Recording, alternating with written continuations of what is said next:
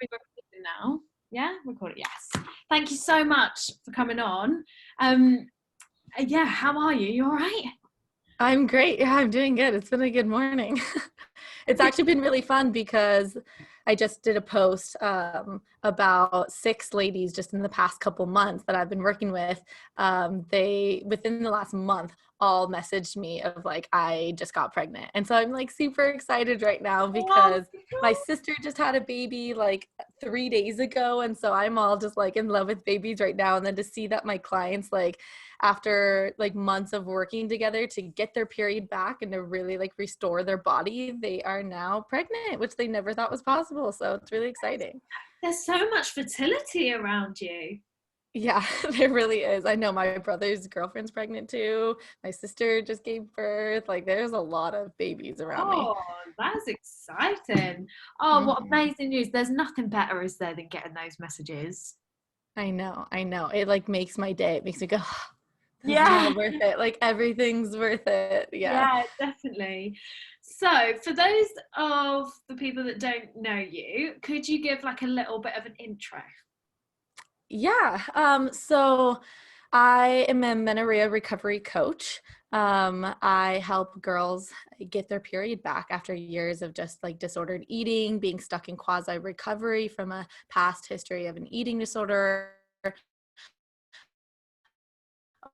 or just like chronic dieting. And I help them understand how their body works. I think that's a huge part of the work that I do. I'm like, I want you to actually like be empowered to like know your body and understand why it is that you like lost your period in the first place. That's such a huge piece of this, because I think a lot of this can happen because we're so disconnected from our bodies. So I lost my period when I was 14 years old. And I didn't think anything of it until I was 25. I was just like, oh, I lost my period, whatever. I was like, that's fine. That Wow, doesn't yeah. matter because I don't want to get pregnant. But I had no idea how important a menstrual cycle was to my overall health and well-being and to my like metabolism. And so I love empowering women to really understand their body so that they want to better take care of it and they understand how to take care of it. So yeah, that's primarily what I do. Love that. So you said 14 years old. Can we go into that? Can we touch on that a little bit? How did you lose your period? Tell me all. Tell me your journey. Yeah, so I feel like a lot of girls, it's kind of around the age of puberty, like 13, 14 years old, where your body starts to change and you get your period and all this stuff happens. That tends to be the age where a lot of people get really like body self-conscious and like, oh no, my body looks different than her body and I don't like the way my body looks. And I definitely fell into that. And that was sort of the first moment of my life that I was like, I need a diet. Like I need to lose weight. I need to look like this or that person that I see at school who's in like the quote unquote popular group. And so I just started restricting my food. And I thought it was very innocent. I was like, well, let's see if I can like go without breakfast and maybe I'll only have a little bit for lunch and then let's see if I can skip Yeah. family dinner. And it kind of just escalated from there. I have a genetic predisposition to an eating disorder. My mom had an eating disorder, and I'm pretty sure it was like her grandma had an eating disorder as well. So once I got into that energy debt, that triggered that sort of eating disorder response, or Tabitha Farrar calls it like the migration response, right? So it triggered me going into that energy debt. And from there, I had like no choice about what was happening. It was, in the beginning stages of dieting, it was like, okay, I could, go and just eat.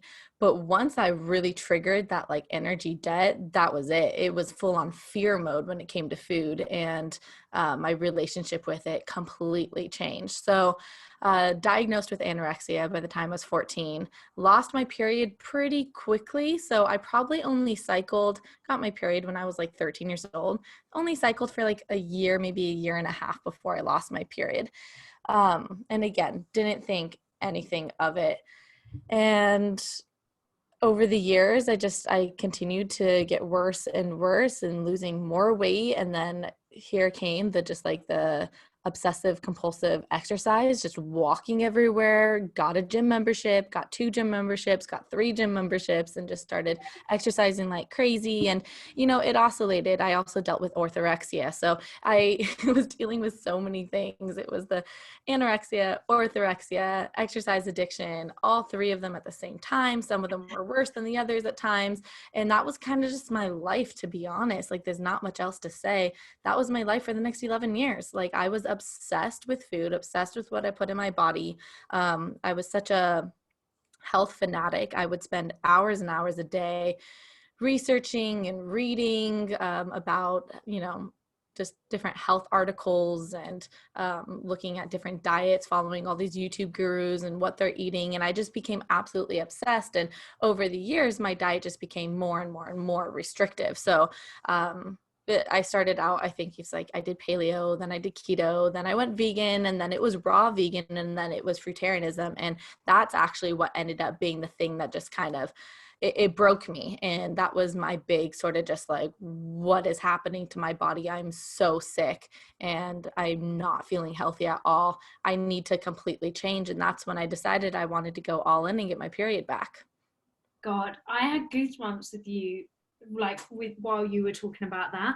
Like, wow, what a journey for a start. Like, that is a hella journey, right? Like, that's not, I mean, like, I'm very aware, like, everyone's journey is everyone's journey, and it's obviously extreme for while you're going through it, but that is big, right? Like, you weren't just dealing with anorexia, it just sort of all develops. And I can totally see, like, I'm quite a visual person, like a mind visual person, and how I felt while you were talking about that is it felt like a tornado was coming around and just like chucking everything else at you, and you were just sort of in this downward spiral of just sort of like being a, like, just trying to absorb stuff because you wanted to be better, maybe because you weren't quite better, in like you didn't feel like you were worthy as you were, and you were just sort of like in this huge spiral. Oh, 100%. First off, and I see this a lot with my clients, it's kind of like you transfer one addiction to the next, because I never was actually just dealing with the root thing of what you just said, which was like my self-worth. And so it was just like, fine, I'll eat, but like I'm going to only eat really, really, really healthy foods. And then fine, I'll be a little bit more lenient on that, but I'm going to exercise like crazy. And it just kept on going and going and going. But going back to that whole like worthiness thing, where my eating disorder, I feel like truly started, although it didn't actually start there, it wasn't until a couple years later, it was actually 6th grade. So I developed, when I was probably like 10 years old, maybe 8 or 10, I developed an autoimmune condition called vitiligo. And so it gave me like these large white patches all over my skin. My skin, I mean, it's not a rash, it's not anything, it's just my melanin doesn't reach to the top surface layer of the epidermis. And so I have these like unpigmented spaces in my body. And I felt so self-conscious about this. And I remember 6th grade sitting like on the bench overlooking like the whole playground during recess. And I remember thinking to myself at 6th grade, like, because my skin isn't perfect, my body has to be perfect. And a couple years later, I fell into anorexia. And it was all from that. It was me feeling like I wasn't worthy. I wasn't good enough. There was something wrong with me. And I needed to, quote unquote, like prove myself or prove my worthiness through my ability to perfectly diet and perfectly eat and have the, quote unquote, perfect body, the 6-pack abs and the thigh gap and like all of that I was thinking equated to perfection. I So can yeah. totally relate. I remember, well, I must have been year 4. How old am I when I'm in year 4?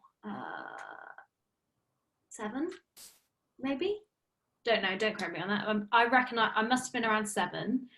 And I remember sitting in the bath, grabbing my puppy fat, which is what it would have been, like kid, like just chubby kid, Just grabbing it. normal body fat for Yeah. a child and adolescent. Yeah. Yeah, looking at it and thinking that's got to go.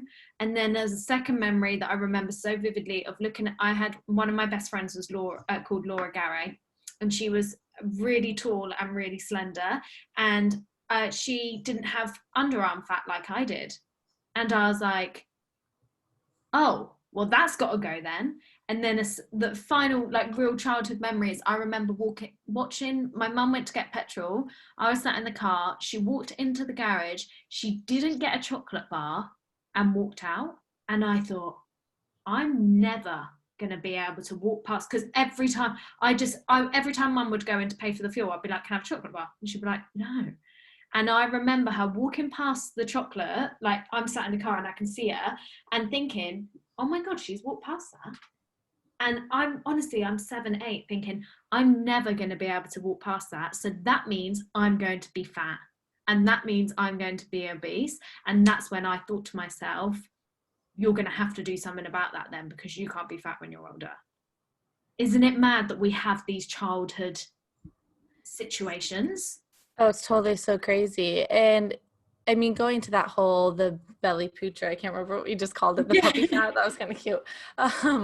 But like, that's one of the reasons, again, why I love to empower women to understand their female physiology, because it's like, if we only knew and understood how important body fat was to the female physiology, we Right. wouldn't be so against it all the time. And that's the biggest thing that I have against diet culture, is that it's always, you see on, the cover of these magazines, and you see it all over social media, is just this like, lose the lower belly pooch. And I'm like, oh, like, it's just, I understand how important that is. So think about this. I did a post the other day. You can go and you can look at it on my page, but I like put a picture of a rib cage, and underneath the rib cage, I put like the heart, the stomach, the pancreas, the liver, like all of that. And I was like, look, these are your vital organs, and they are protected by this thing called the rib cage. Keeps all those things safe. Now let's drop down just a couple inches and see the reproductive organs. If you use a cage to protect them there. So what is the body going to do? It's going to smartly increase the level of body fat that we store there to act and function as protection to your vital reproductive organs. It is 100% natural and normal and necessary to have some body fat. Now, every single woman is different with, genetically how they will distribute that body fat. But if you are genetically just, that's how your body is, stop being so against it, because it's there for a reason. Yeah, 100%. I keep getting goosebumps every time we chat. So you mentioned now, so I recently have put up a post about the fact that I no longer resonate with the label being vegan. Now, I was vegan for a year. I decided to go vegan because my dad went vegan, and I thought, blimmin' hell, well, if he can do it, I can do it. So I thought I'd try it, but then I ended up meeting someone. I'm not with them anymore. I ended things a couple of months ago, but that's a different story.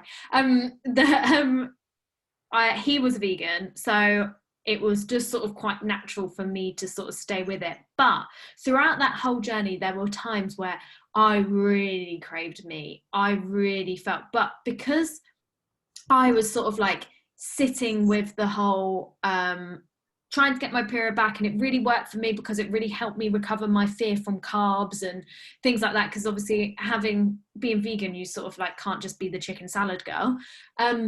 So I was, but then when I ended things, and I was very much on this journey thinking, God, like I feel, and I did speak to him once, and he was okay with it. I'd say like, what I feel like I'm going from one restriction to another. And so then when I ended things, it took me a while, and I sat thinking about it, and I was like, you don't have to make any decisions yet, blah, blah, blah. Anyway, it got to my year anniversary, and I just said, do you know what?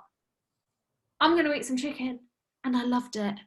And I've decided to get rid of the label. And I put on Instagram about like, I'm really interested to hear other people's stories. And it turns out so many people were veggie or vegan or whatever, and have felt that actually they transitioned out of it to help their recovery. And so many people pointed me to you. So I'd love to touch on, like, speak a bit about your journey around this, if that's okay. Great. Yeah. I'm very opinionated when it comes to this topic, but I think that just comes from my experience with this and just having a lot of passion to really help people get through their eating disorder, get out of quasi recovery, which is where it's like, you're kind of in this limbo state. I hate that we even call it recovery. It's like quasi recovery, because it's not recovery at all. And let's not BS ourselves. It's us still very much being in the eating disorder. Now there's some things that may look a little better. Maybe we're eating a little bit more, or we gained a little bit of weight. So some people sort of like back off of us. Like I know my mom kind of just like, she stopped mentioning things once I got to quasi recovery.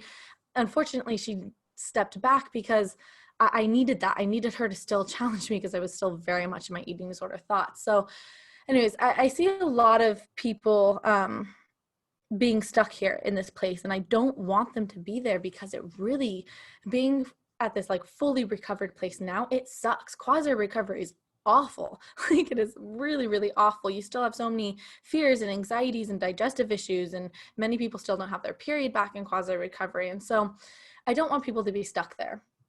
Yeah, and I think that like just on that is why I was so Amenorrhea about vegan, is because I fully recovered. I had my period back. I genuinely felt as if I healed my relationship. I was eating loads, but I'm like, but I'm still having to think if so a big prime example was a few weeks ago, my family came down to visit. They all went and got cakes. There was no vegan cake, so I didn't get one, but I really wanted one.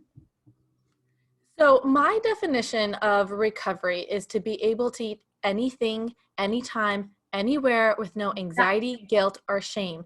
And Yeah. following a dietary label like veganism or keto or carnivore or whatever you want to label yourself as is the antithesis to having that food freedom. And that is so absolutely critically important. That is my biggest thing against, I don't know. I see this just everywhere in social media, people trying to recover via a certain dietary label. And to me, I just look at that and I cringe, because I go, you're still fixated on food. You're still just obsessed about it. So here's the thing. When I was orthorexic, let me just paint you guys a picture here. I would go into a grocery store. I would meticulously look at every single ingredient list, make sure that there was nothing quote unquote bad that I couldn't eat. So like when I was vegan, I made sure there was no butter, there was no animal products, no chicken broth, none of that. I would not put things in my cart that did look good that I wanted. And every time I went to a restaurant, I'd have to ask if like this was completely vegan. I'd have to get the whole ingredient list, make sure it was gluten-free too, because I was gluten-free at the time. When I went over to friends' houses, I often had to bring my own Tupperware food because I was never sure what they were going to bring for me. So that was back in my eating disorder years, right? And that sounds very disordered. That sounds very unhealthy. Like, Bringing your own food, making 100 modifications at the restaurant, being very anxious and just very rigid about what you buy at the grocery store. So that's orthorexia right there. Now let's look at someone who is vegan. What do? Oh, at every restaurant, they got to ask for the ingredient list, make sure that it's completely vegan. When they go over to friends' houses, they have to make sure that they have their own food because they don't know if everything's going to be vegan there.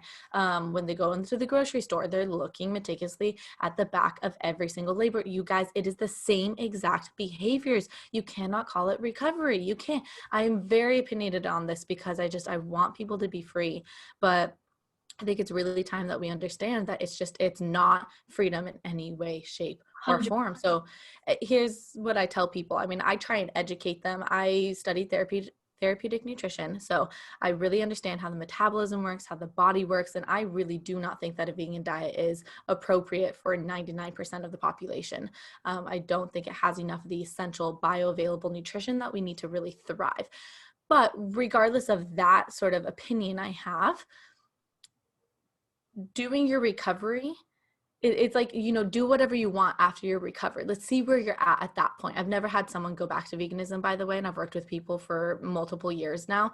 I've never had a client say, you know what, I'm recovered, I'm healthy, have a great relationship with food now, and I'm feeling so strong, I want to go back to my restrictive vegan days. I've never had that happen. But I always tell people, I'm like, listen, you at least have to leave veganism for your recovery. You have to. You have a mental health disorder. It has one of the highest mortality rates of any other mental health disorder. You have to treat it seriously. And if something's going to hinder you from completely neurally rewiring your brain, getting out of that cycle of being obsessed with food, always paranoid about food, anxious about food, you can't do it. You can't do it.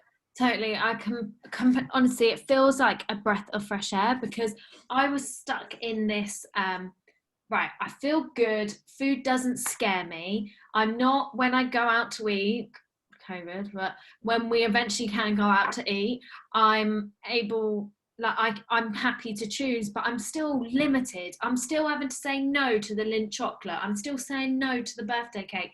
What happens when I get to go around my Auntie Vicky's for one of her incredible roasts? Oh, I can't eat it. So what happens then? Do I just not go?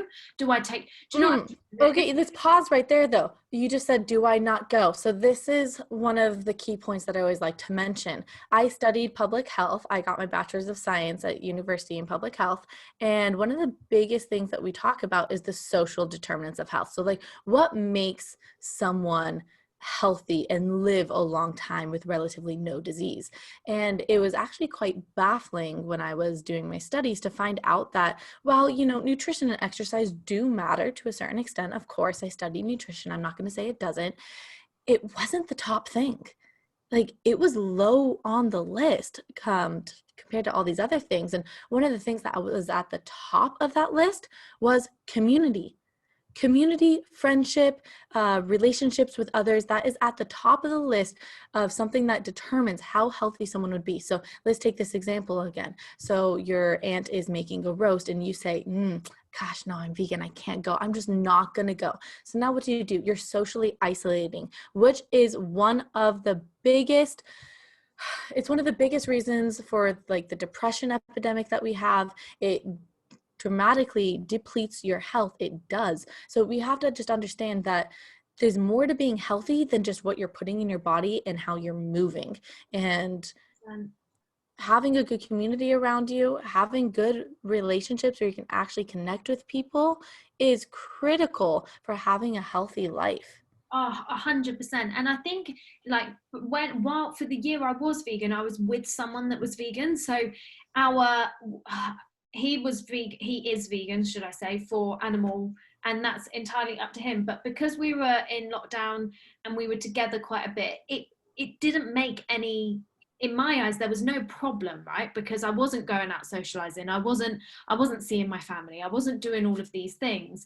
Yet it's only like as I've come out that I've realized like as like it's fine if I'm doing my food shop, whatever, like I don't like, that's fine. But as I've come out, I've gone, flipping now I'm the awkward one again. And I've, hold on, I'm not being the awkward one again, because I've been awkward for years. I have been, like what you said about looking on the back of packets because I needed to make sure it's healthy. Well, now I'm doing the same, but to make sure that there's no animal product. I felt it was literally like what you said earlier, flipping from one obsession to the next. And I'm sure if I stayed in lockdown for the rest of my life with him and only cooking ourselves, I'm sure it wouldn't be a problem. But that's not life. I want to socialize.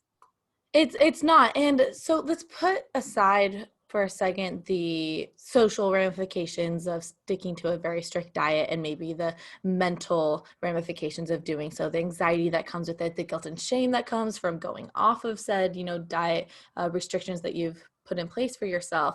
Let's actually talk about this situation here, what you just said of, okay, if I'm in my apartment and for, I'm locked down for the next 30 years and I just continue to eat a vegan diet, like, I still would say there's going to be a lot of ramifications to that.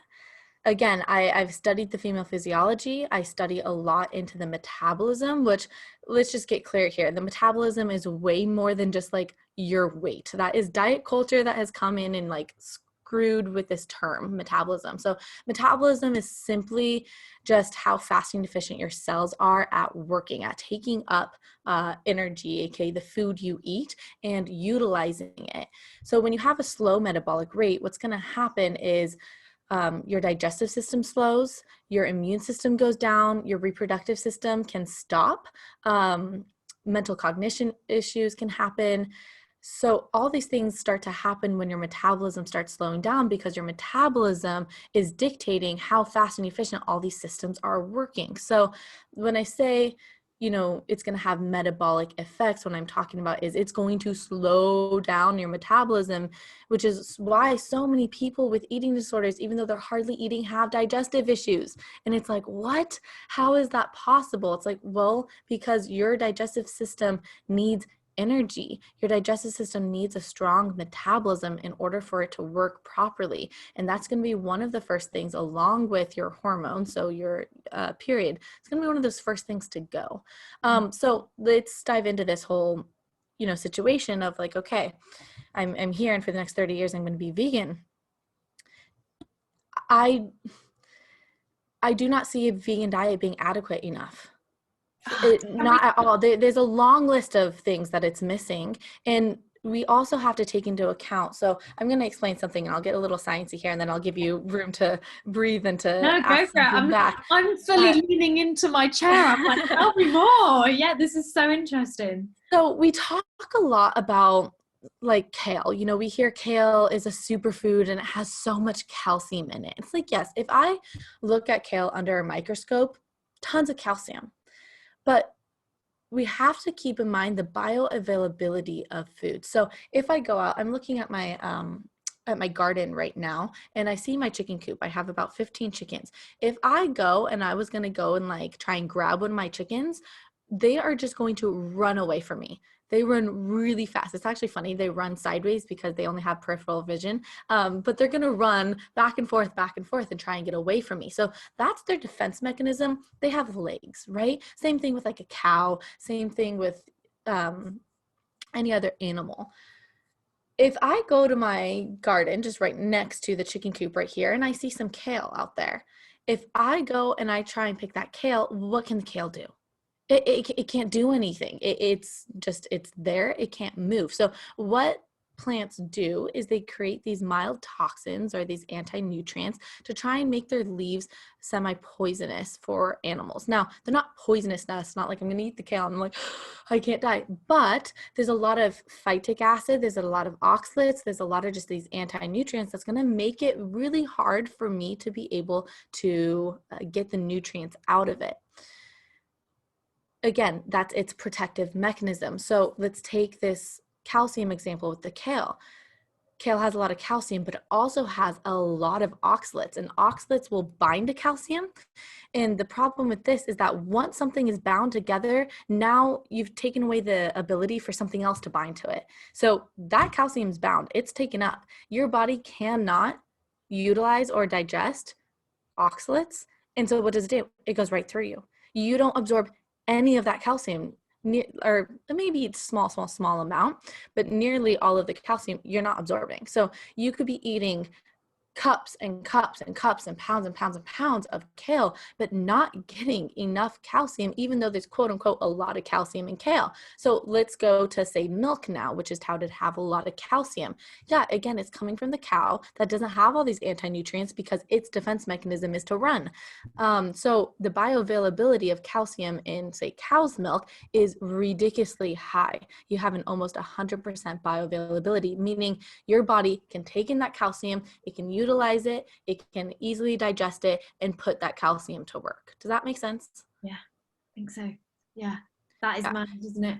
Yeah. So in your study, that in like all of your studies, how have you mentioned about like the female body and stuff? How have you seen, why would you say the vegan diet isn't suitable? Other reasons other than what you've just spoken about for the female body? Because and I wonder if you can potentially help me on this actually. Since going back to training, and this has been one of my biggest reasons, I have a regular cycle as a vegan as long as I'm not training. But I'm a personal trainer. I train with my cycle. So my first 2 weeks I will progressively overload, and then the final 2 weeks I'll just drop it back. Like I'm not here to go all out. So I know that, and I only train 3 days a week, and it's not HIIT, it's strength training. So I know my program's written well, yet that doesn't explain why I can't recover quick, like, or efficiently. I'm exhausted. Okay. So, oh gosh, lots of things there. Yeah. Um, I love seeing you make notes. I'm like, oh, I'm triggered. Yeah, there's another oh, little. totally. Oh, totally. So let's go through your first thing here. Sex hormones. They are made out of cholesterol. I mean, that is the foundation of your body. Cholesterol and saturated fat, actually. So I tell my clients this all the time. I'm like, okay, if this is like the foundation of your body, like the structural component of your body's cholesterol and saturated fat, let's just like equate that to like, the cholesterol and the saturated fat are bricks. And you want to build your house with bricks so it's nice and sturdy.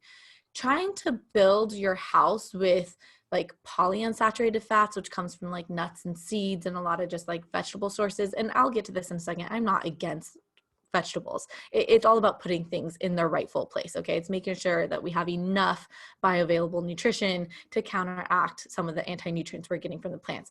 I eat asparagus, I eat spinach, I eat all those things, not dissing them. It's just the proportions. But trying to build your body out of just plant material is like trying to build your body out of marshmallows, like, or build your house out of marshmallows, right? It's like it's not structurally sound. So that's one of my reasons, first off, is that like your body needs enough saturated fat and it needs enough cholesterol to work properly. Now, yes, the body makes cholesterol, but that doesn't mean that we shouldn't be eating it. And especially you have to take into account for, all those people who are dealing with energy debt. So they've been restricting for years, they've been malnourished, they've been over exercising, so their body's very depleted and deteriorated. It's like, why on earth are you going to rely on your body being able to produce all this cholesterol for you when your body's already completely run down and not efficiently producing that cholesterol? So again, eating cholesterol via eggs, via butter, via meat and steak and all those things is going to really help you replenish your body's need for cholesterol. So that was just like one thing that sort of like popped into my head there of like the importance of it. Now, sure, some can get their period back while being vegan. But I have to say this. One, we got to check first off if you're ovulating. Anovulatory cycles are actually very common, and I've had quite a few clients who are like, I'm cycling. And I'm like, let's get an ovulation test, because I actually don't think that you're actually ovulating, which is the whole point of like the menstrual cycle, is just like ovulation. And if you don't have ovulation, it means that you don't have enough progesterone, which means that your metabolic rate's going to be down. It's a whole cascading effect. So your adrenals, your thyroid, and your ovaries are all interconnected. It's kind of like a stool with three legs. If one is off, all of them are off, right? You can't stand structurally on a two-legged stool. And so if you're not ovulating, well, then thyroid's going to have issues, adrenals are going to have issues, and it's a whole cascading effect here. But yeah, so one, it doesn't mean that they're healthily cycling. Two, there's such a genetic part or play in this that, yeah, some girls are a little bit more resilient and they can just get their period back simply by increasing their calories. But again, I'm not looking at just getting the period back. I'm looking at like your health on a whole. Sure, you can get your period back, but how healthy is that baby going to be if you get pregnant while you're vegan? How is your recovery from pregnancy and going through breastfeeding going to be? I worked with one of my friends, Danny Rhodes, who is a perinatal nutritionist. So she works with women before pregnancy, as they're trying to conceive, during pregnancy, and post-pregnancy. And she has worked with thousands of women at this point, and she's like, time and time and time again, I get these vegan or plant-based couples come to me and they have the hardest time conceiving, and or they have kids and they're the ones with the most developmental issues. And it's really sad. It's really sad to hear that from someone who's worked with thousands of girls. They're like, listen, if you're going to be eating a plant-based diet, you got to understand that there's going to be, or there could be, a lot of ramifications to your future children and their health. Like I just said, my sister just had a baby. it is so demanding. The whole process, growing the baby, having the baby, breastfeeding the baby, it takes a huge toll on your body, and the baby's kind of just like sucking everything out of you. You have to have an abundance of resources to be able to give to that baby if you don't want to deplete yourself. So again, let's go back to what is the structural component of our body: cholesterol, saturated fat, all these things that a vegan diet is wholly inadequate of and completely missing. But besides like coconut products, which has saturated fats, but cholesterol wise, especially, there's just no sources of it in a vegan diet. So you get pregnant and you're just, you're, being depleted all day, every day, and you're not replenishing yourself with enough food. Like, I was looking at my sister and it was baffling. Like, every single moment I saw her, she's eating not just like a little snack, like she's eating again. She's having steak, she's having potatoes, she's having, a big omelet with cheese and all that. Like, she is eating consistently. She's just like, I'm ravenous, I'm so hungry. And now that she's breastfeeding is the same thing. She's like, I need to up my calories even more because it's just like so demanding on my body. She has to be producing all this milk with all these all this nutrition, right? So you want your milk to be very nutritious. And again, where is the most bioavailable forms of nutrition coming from? Animal products. Is just it's science. That's just how it is. So we got to also keep in mind here that it's like there's no known civilization that has completely subsided off of a vegan diet. There's none. We have some vegetarian, but they do a lot of eggs and, ghee products and things like that, which saves them a lot. But it's an experiment, and you have to recognize it's an experiment. And I went on that experiment and it failed. It really failed. And one of the things that started happening, like you mentioned, you're super fatigued. Okay, that was me. Like, I was riding on this cortisol wave, throughout my whole quasi recovery journey. And I would wake up at 5 a.m. I'd go to the gym by 5:30. I would run multiple miles. And I was just constantly just like this Energizer bunny, until boom, it just no more. And my body wasn't going to take it. It was so depleted. It was like, we can't even produce enough cortisol anymore for you to just keep on going with this insane lifestyle. Like, we're done.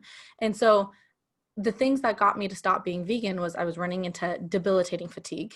I was bloated all of the time because it's so much fiber. I had to eat so much food too to try and get enough calories in, and it just, my stomach and digestive system was a wreck. I was binging like crazy, like every single night, just whole jars of almond butter, whole bags of nuts. Like, I needed food, but my body just wasn't getting the nutrition it needed. So one thing that I noticed is, I didn't binge. I feel like the past year I generally have felt like really quite healthy. Obviously, like I said, until I went back training. But what I noticed after eating meat at the weekend was this level of fullness that I have not felt since maybe Christmas, but that's because I was stuffed, right? But I haven't felt this. No, actually, it's not even fullness, it's satisfaction.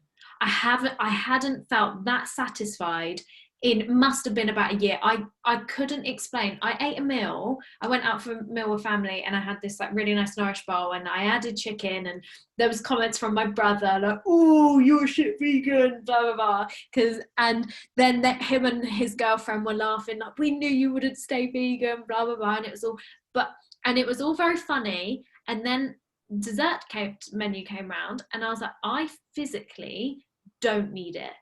Like, as in, like, I don't want it. Like, every single part of my body was saying, no, you are full. And hand on my heart, I haven't felt like that in a year. Yeah. I cried the first time I had steak, like literally cried. It was like an orgasmic experience. Like, my body was just like, yes, like every cell in my body was like, this is what you needed. And, because we're talking about amenorrhea here. So I went 11 years without my period. It took I was like strict vegan for 5 years, and it oscillated between like raw vegan, regular just veganism with tons of chickpeas, tons of sweet potatoes, all of that. That was like probably a good 4 years that I was just like a quote unquote very balanced vegan. But then it was like a year of kind of going onto the extreme end of veganism, but it was because I was feeling so badly and everyone told me you just need to cleanse more, right? It's not what I needed to do. But I forget where I was going with this. Oh, so I didn't have a period. I was dry as sand down there. There was nothing going on down there, if you know what I mean. Like nothing. No cervical mucus, just completely dry. 3 days of eating animal products. I started out with an omelet and was like, I'm just gonna eat eggs and then maybe in a week I'll add fish. No, fuck that. I went all in. I like had an egg omelet with tons of cheese and buttered my toast. For dinner, I ended up having steak. The next day I had fish and then I had milk and it was 3 days of just like, I added in animal products and I had so much cervical mucus in my underwear just after 3 days of adding back in animal products. My body was like, yes, finally, like we have actual nutrition. And one more thing, just to kind of like prove a point here a little bit with this, if you look back to like traditional cultures, you wouldn't see like the men go and hunt and bring back like the fatted broccoli. Like, yeah, so we can sustain our civilization off of this broccoli. Let's have a huge feast. No, bullshit. They brought home the boar. They brought home the deer. They brought home the lamb. They brought home the animal. They brought home meat for them to grow their civilization and sustain them. So yeah, I just wanted to like mention that. Just a couple of my thoughts there. Sorry, I kind of rambled on for a bit. Genuinely, I mean, I love all the podcasts I do, but this, I'm literally here like, don't stop, keep going. I don't say that. I could go forever. This is why my voice is gone right now, by the way. My voice doesn't usually sound like this, but I've been on so many podcasts lately, and I also traveled last week, and we were staying up till like 3:30 every morning. This is one of the fun things about being out of an eating disorder, is that you get to travel and have fun with your girlfriends and go out and get drinks and eat lots of good food and stay up late, and you're not paranoid about your perfect health regimen. But anyways, my voice is gone because of it. Oh, bless you. I'll try not to keep you too much longer then, because of your voice. But so can we talk about the recovery side of things in terms of workout recovery? Do you think now, obviously it's been sort of like a few days, should I expect better recovery from workouts now that the meat's coming back in? Yeah, totally. There's so many just amino acids that you can't find in plant foods that you get in animal products that is going to help a lot with the recovery journey. You do need a lot of protein, and again, that bioavailable protein to like fully recover. Something I would say is that if you are feeling very fatigued and if you are not tough, like you have a prolonged recovery, there's no better medicine than taking a break. And I'm like very, very clear with that with my clients.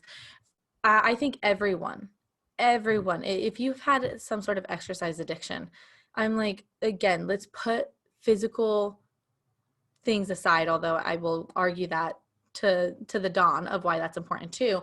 But even just like the mental aspect of completely eliminating exercise for a time, I learned so much I took 8 months off of exercise. And mind you, I was an exercise addict. It was like multiple hours a day, every single day, 7 days a week of me exercising, like hard, intense exercise. And I finally was like, I can't, I'm addicted to this. Every single time I move, I'm igniting that neural rewiring that gives me all this endorphins and all that. And it's just gonna be so hard for me to ever feel at peace in my body if I continue to do this. So you learn so much about loving your body and about patience and really learning how to nourish your body and not have that be like, oh, because I worked out, I can eat, which a lot of us do. So I think it's so important, at least for a month, to completely take off exercise if you're going through this whole amenorrhea recovery.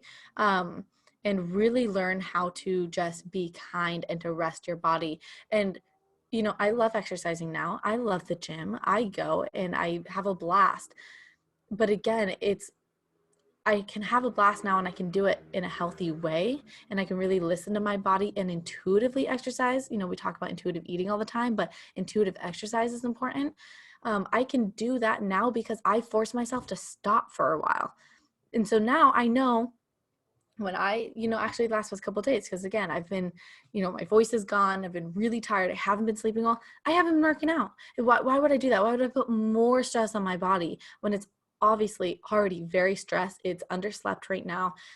Work has been like, I've been doing a million things. And so I don't need to add on that extra stress. So I haven't gone to the gym in like a week. Okay, calm down. I don't need to go to the gym every week. How do I know that? How does my body know that? Not just my headspace. How does my body know that it's okay to not go to the gym?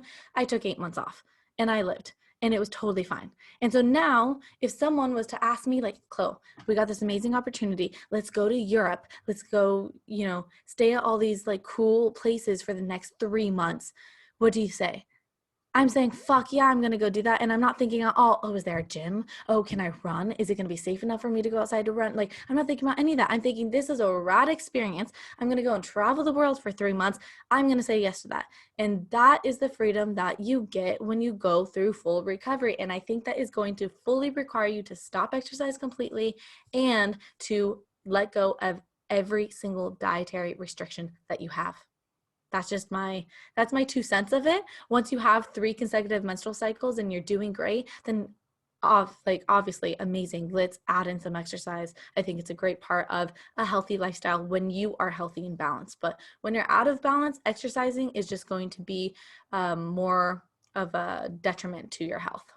I absolutely love that. And actually, I get a lot of questions about saying like, how do you find out like what it is you enjoy? And I share like loads of it. Like I did try loads of things. So I committed to trying one new thing a month, like when I was going through recovery.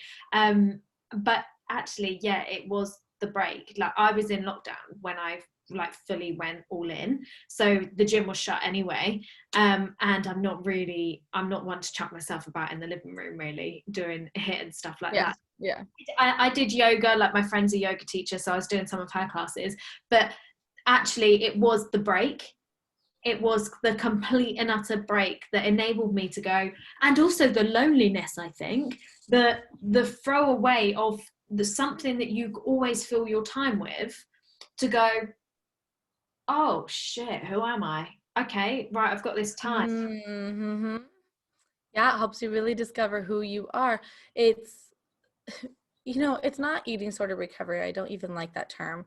It's recovery, or sorry, not recovery. It's discovery. It's discovering who you are, truly just who you are, who you want to be, how you want to experience this world. That's what this is about. We got to stop identifying with all this, like that I'm the vegan, or I'm the keto girl, or I'm the, HIIT workout girl, I'm the skinny girl. Like, stop identifying with all this stuff. You are so much greater than that. I promise you. You need to figure that out. And the only way you're going to figure that out is to do the hard work of sitting still and not relying on these things to make you feel good.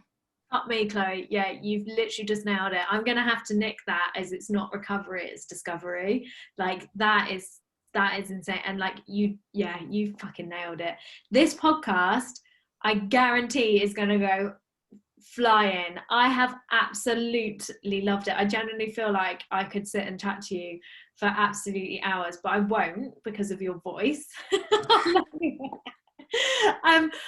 You obviously Flow with Chloe on Instagram. Where else can people find you? Are you anywhere else? How can people work with you? Because I'm sure there's going to be plenty of people after listening to this that will want to work with you. Where can people find you?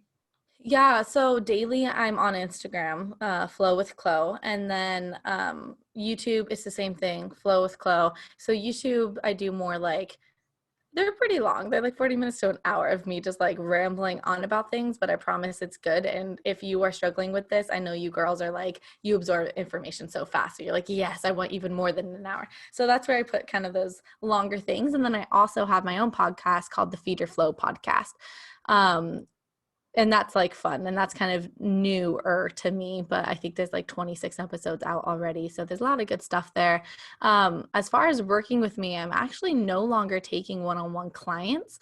And I mean, unless someone like really, really, really, really, really wants to, then yeah, I'll make an exception. But I am right now focusing on just creating my course. It's called the Get Your Flow On course. And it's going to be an online, just self-paced, guide and sort of course on how to get your period back. Like everything I wish I knew. This is something I didn't mention, but you guys, I went through this all by myself. All by myself. It was all just like on my own accord. And yes, while I did it, you guys, it took me 11 years to do it. So I'm going to put you on the fast track here. We're going to just like get down to business, know what we need to know, learn what we need to learn, and have the tools that we need to actually help us through this process. So the course is going to be really fun, lots of recipes, but also lots of like meditations and visualizations and helping you again, knowing and understanding your body and how it works so that you go, oh, okay, me eating 1,000 calories a day is not going to ever work for my goals of like being healthy. Like I want those light bulb moments to come on doing this course. So that's coming out. You can get on the wait list if you go to my website, just flowwithchloe.com, and then you'll get like $100 off of the course when it finally launches. So kind of exciting stuff. It takes a while to make, so it will be out in probably like 2 months, but get on that wait list now. Insane. Oh my God. Yeah, that sounds absolutely incredible. And I'm sure there'll be loads of people listening to this that just like exactly need that. Guys, if you have enjoyed this episode, if you're on YouTube, please like, subscribe, go subscribe, Chloe's YouTube as well. And if you're on the podcast, consider leaving a review, and hope you loved it as much as I have. And I'll see you in my next one. Thanks, Chloe.